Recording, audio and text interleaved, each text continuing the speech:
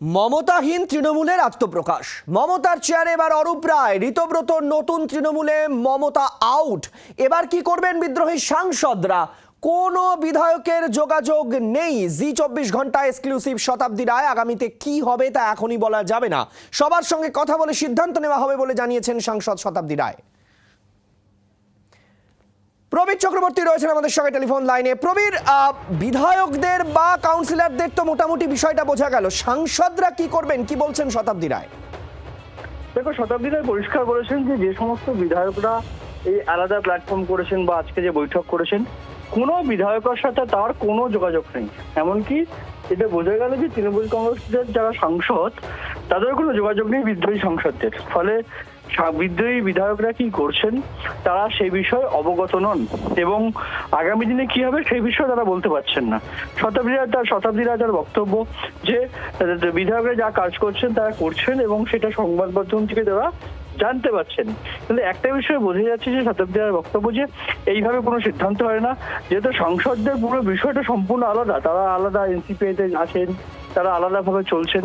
সেক্ষেত্রে বিধায়করা যা করছেন তাদের ব্যাপার, কিন্তু আগামী দিনে কি হবে সেটা বলা খুব মুশকিল। সমস্ত কিছু দিক দেখেই আগামী দিনে সিদ্ধান্ত না হবে বলে জানিয়েছেন শতাব্দী রায়। একেবারে প্রবীর, আপাতত ধন্যবাদ। প্রবীর, আমাদের প্রতিনিধি কথা বলেছিলেন শতাব্দী রায়ের সঙ্গে। ঠিক কি বলেছেন টেলিফোনিক সাক্ষাৎকারে শুনুন।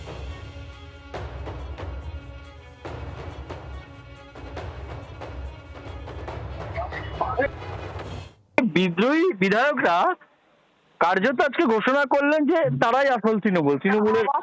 আমার সঙ্গে ওদের কারোর যোগাযোগ নেই, কোনো বিধায়কের সঙ্গে কথা হয় না। তো যা নিউজে তোমরা দেখছো দেখাচ্ছ, আমি তাই দেখছি। তো এই ব্যাপারে আমার কিছু বলার থাকবে না। বলছি, আগামী দিনে কি এই শিবিরের সাথে সাংসদদের কোনো মার্চ হওয়ার কোনো সম্ভাবনা থাকবে?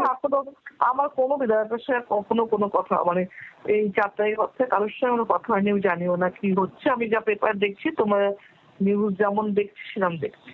বলছি, বিধায়করা তারা বলছেন তারাই আসল তৃণমূল কংগ্রেস। আপনারাও তৃণমূল কংগ্রেসের সাংসদ ছিলেন, কিন্তু আপনারা তাহলে এনসিপিতে যেতে চাইছেন কেন? এই বিষয়ে এখন আমি আর কিছু যাচ্ছি না।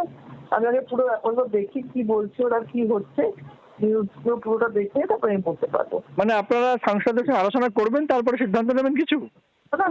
না, আমি নিউজগুলো কি হচ্ছে অ্যাকচুয়ালি দেখি, আমি দেখে নিই তারপরে।